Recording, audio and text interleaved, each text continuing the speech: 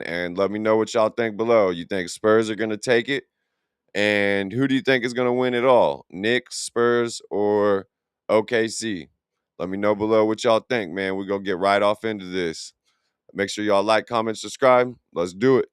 San Antonio didn't just beat Oklahoma City in Game 6. They straight up dominated the defending champions in a do-or-die game. The Spurs come out swinging. Wembanyama shows up with the aggressive Superman version of himself that they needed, and after Game 5 made it seem like Oklahoma City once again had all of the answers, Game 6 just flipped the series back on its head yet again. Coming into the series, I picked the Spurs to win it in 7. And now we're one game away from that possibility. But this win matters because of how the Spurs actually did it. And Game 6 gave us 3 clear answers. My biggest question is how much did this defeat the Spur or the OKC? Like, how much did this defeat their mentality? Because like they looked like they was like after game 6, they looked like they was dead inside. Like they looked humiliated. When you looked at Shet, like he just like every play on the court and stuff when they were still playing and shit and they were down by 30, down by 20, like they just looked like everything was drained out of him. Like, are they going to be able to come back to OKC and actually finish it? I don't think so. I think the Spurs got it in 7 if the refs don't get involved. As to how the Spurs forced this much-needed Game 7. The first answer clearly and obviously begins with Victor Wembanyama, because this was the exact version of him that the Spurs needed after Game 5. Just 2 days ago, the whole issue was how he started Game 5 way too passive. It took him more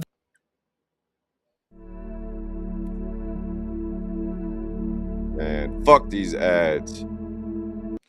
Yeah, Victor has to come out physical. He has to get in the paint and get some touches down low to start attempt the game. his first field goal of the game. And considering just how good this dude is at the game of basketball, that is utterly absurd. It felt like he was trying to get everybody else comfortable first, allowing them to work their way into the game, and then he'd just figure it out later. But that is not how this team needs him to operate. You are Victor Wembanyama. You're a 7'4" alien, a complete walking mismatch. And your team needs you to step up and set the tone immediately. So, coming into a Game 6 elimination fight, you cannot be waiting around for the game to come to you. And in Game 6, he didn't wait. Right from the opening tip, San Antonio got into a Castle Wemby 2-man game. Castle finds Champagnie up top for 3 and he knocks it down. Then Wemby comes back the other way, makes the catch on the perimeter, and there is zero hesitation, rising up and knocking down the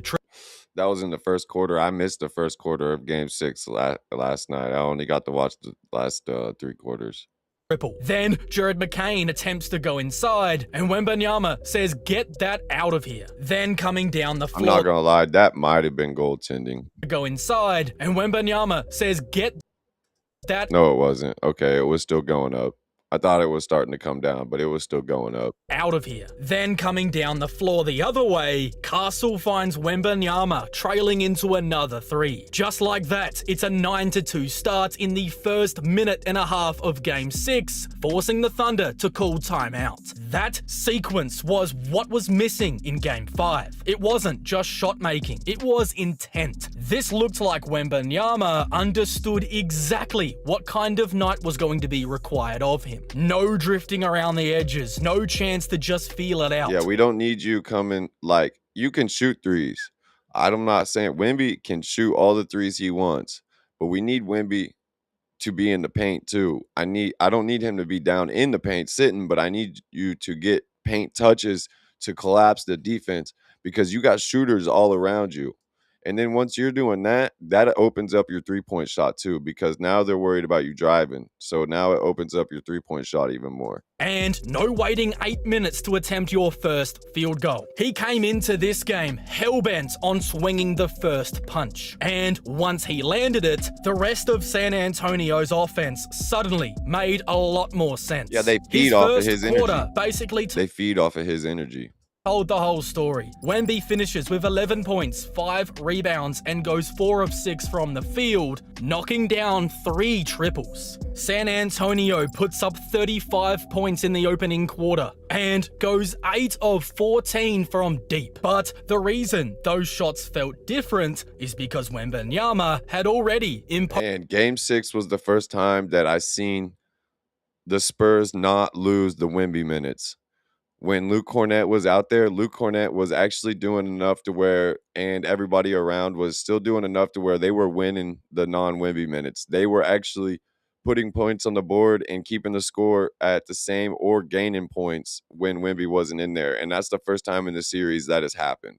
Imposed his will on the game. When he is the first problem the Thunder have to deal with, Castle gets easier reads, the shooters get cleaner looks, and the Thunder are the team being forced to have to react. It really feels like in this series, it's been a tale of 2 different movies. In the Spurs wins, Wembanyama plays the role of Superman, and Oklahoma City don't have the kryptonite. He gets involved early and often, he's controlling misses, he's fundamentally changing shots at the rim, and he's fully taking... He changes every shot in the paint.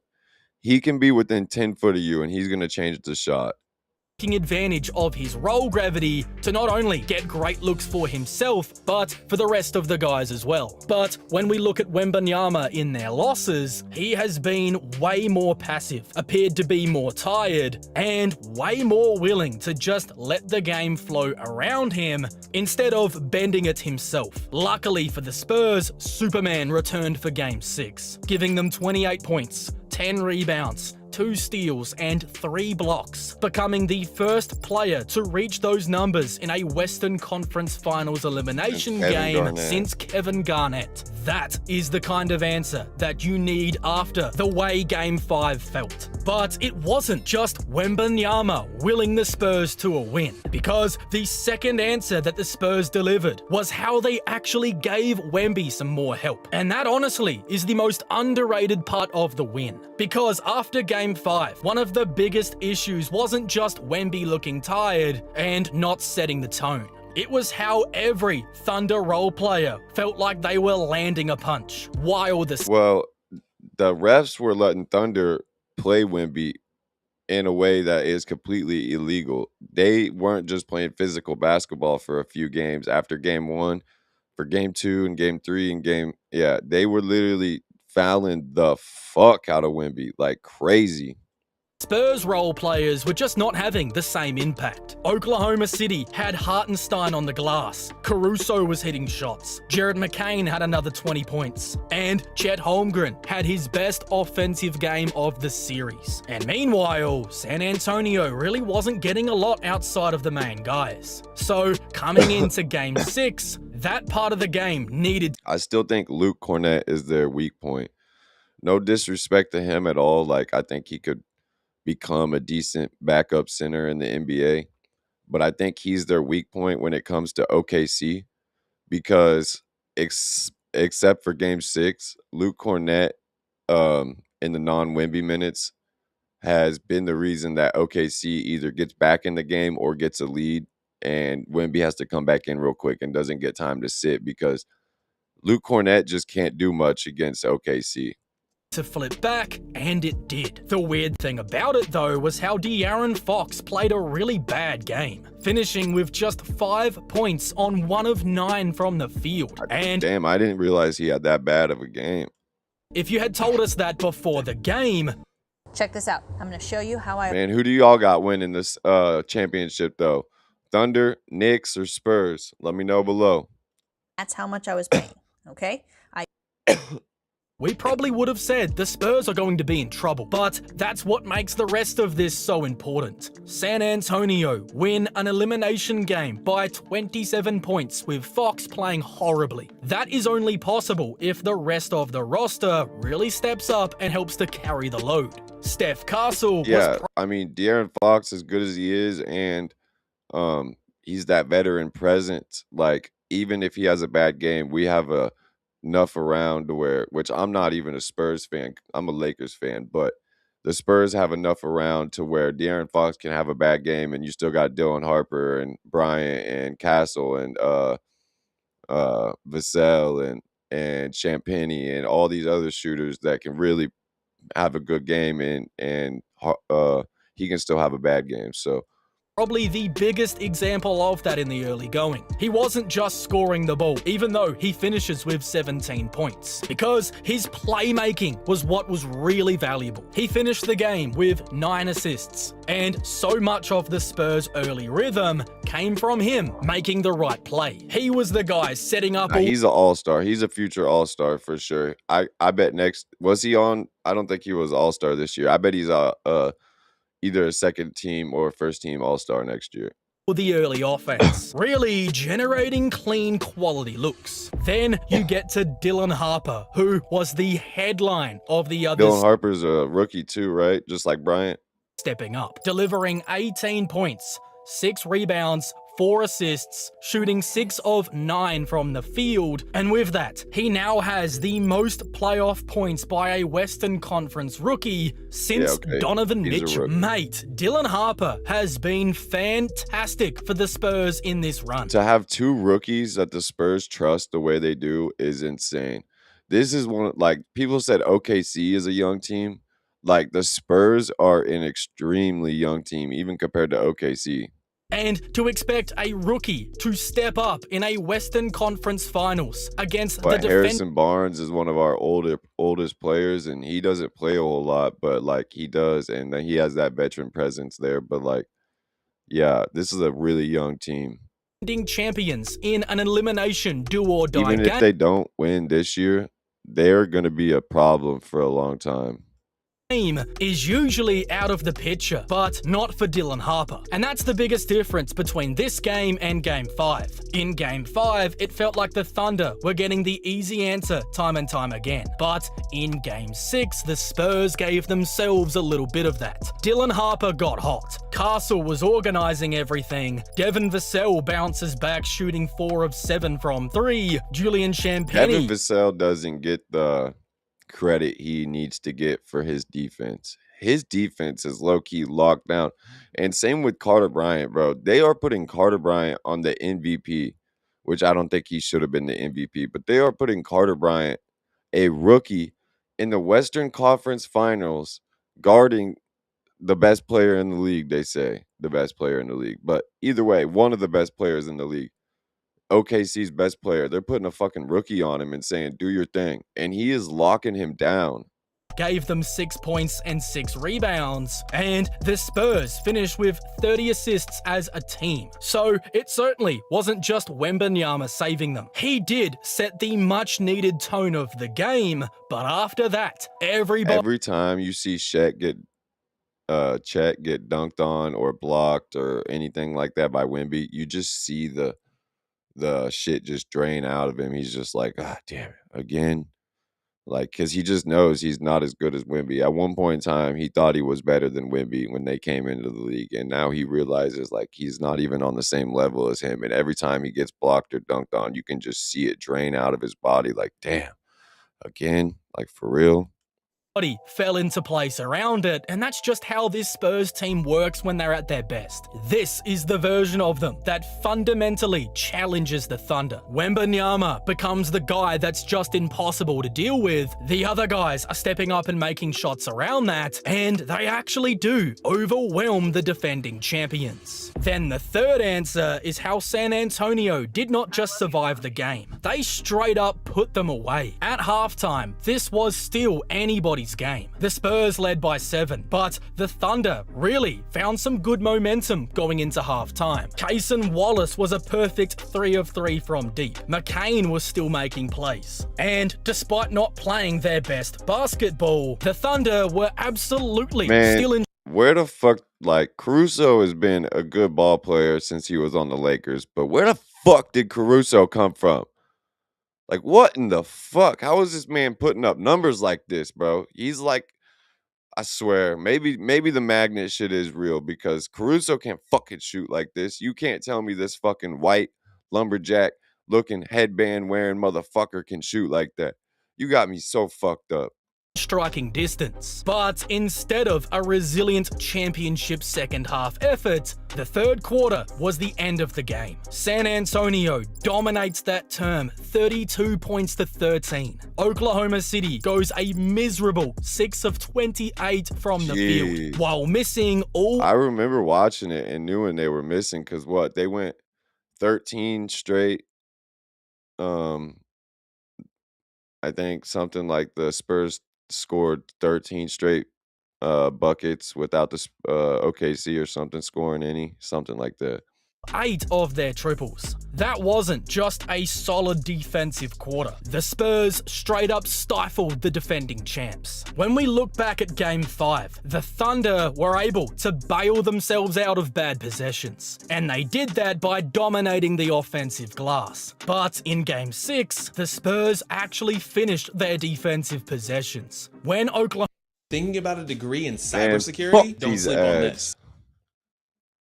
Fee through June 1st. So now Oklahoma City missed a shot. The Spurs were grabbing the rebound and instantly running the other way, making the Thunder pay before their defense could really get set. And that is where it started to feel like Game 4 all over again. Wemby was at the rim defensively changing shots, but it wasn't just him. Champagnie was flying around. Devin Vassell was yet again amazing in this game. Castle was getting into the ball, and the whole team was just flying around defensively. They looked like the more connected. This one right here, this never happens if Wemby's there.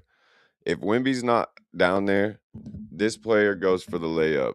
But instead, Wemby's there, and he tries to throw some weird pass, and it gets intercepted. Not intercepted, but gets stolen because Wemby's down there. The whole team was just This never happens if Wemby's not right there. He's going up for a layup. flying around. But instead, he tries to throw that pass, and Champagnie takes it. Defensively, they looked like the more connected, active defense in this game. And when you're going up against the Thunder, that isn't something that many teams can do. And then we have to get to SGA. I haven't seen SGA turn the ball over like he did in Game 6. Like, it's been a long time. I think Game 1, he turned it over a lot, but, like, not as much as Game 6, I don't think. He turned the ball, just OKC in general, but Shea, how many turnovers did he have in Game 6? I want to know. Because he simply was not good enough in this game. You can't finish a game with this level of importance with 15 points on 6 of 18 from the floor. He also goes 0 of 5 from 3 and only takes 3 free throws. Now, San Antonio deserve a ton of credit for that. They were playing physical defense without constantly sending him to the line, and because the OKC role... Well, no, it wasn't that they were playing physical defense without constantly sending him to the line. They were playing physical defense, and it was finally being allowed. The refs weren't calling every fucking play, but that's how you know they want to push Game 7. This Game 6 is how every game should be called.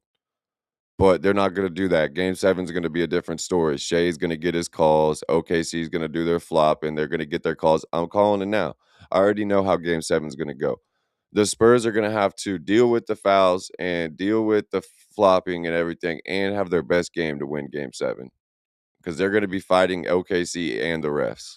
Players were not punishing the help in the same way that they did in Game 5. Every drive just started to feel more and more crowded. That is what made the defensive performance so good. It wasn't just the Spurs making life miserable for Shea. They were actively taking everything around him away too. Because when you look back at Game 5, every kick-out pass felt like it was so dangerous. And even when the Spurs were forcing misses, they were allowing the Thunder to get second bites at the apple. But in Game 6, not only were the Thunder not hitting shots, but they weren't getting second chance opportunities either. And when that happens, they look second-rate offensively. And to me, this is why the series is so utterly difficult to read. On one night, Oklahoma City appears to be the more experienced team, and they win on every ugly margin. But in the next game, San Antonio just look like the more overwhelming team because of their size,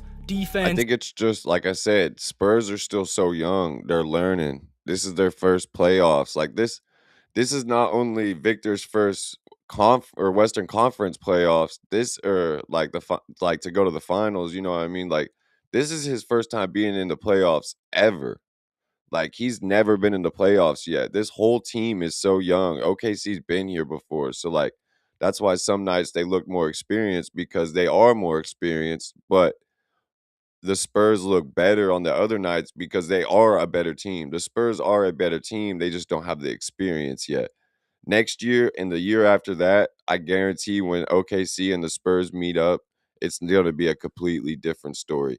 Give the Spurs one more year after like learning so much this year. Give the Spurs one more year. They're going to be so scary.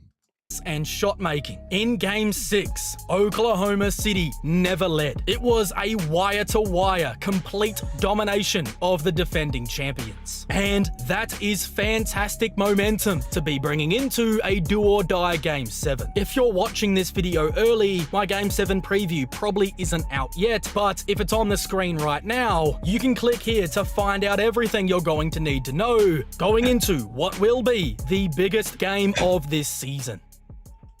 Man, let me know what y'all think below. Make sure y'all like, comment, and subscribe, man. It's still live checking out.